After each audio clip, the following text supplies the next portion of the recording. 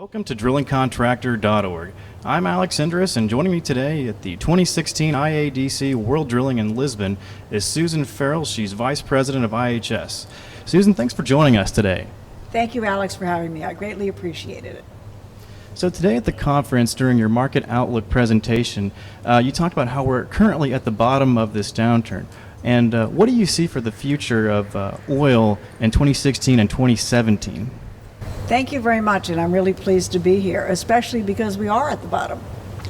2016, we're finally seeing the rebalancing of the oil markets.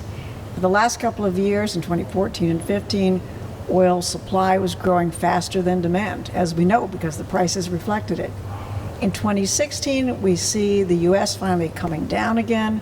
We see the rest of the world down, and therefore we have oil supply going below what is needed for demand, which means we're finally going to start rebalancing the market going forward. And the same thing in 2017. We see slightly less oil supply growth than demand growth.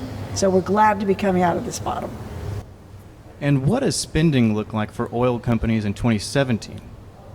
Well, in 2017, we have multiple things going on. The CapEx spending for the majors, that's the largest IOCs, the five biggest companies, is going to be relatively flat.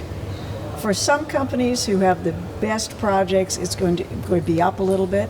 There's a little bit of a hindrance going into 2017 because of the debt which is built up by IOCs and NOCs too, funding the projects that have brought on all of the growth. But as we get past 2017, that's when you're going to start to see more of an uplift in activity, because companies absolutely need to move forward with the projects which have not yet reached final investment decision in order to replenish their portfolios. And how do you see IOCs changing and developing in the future?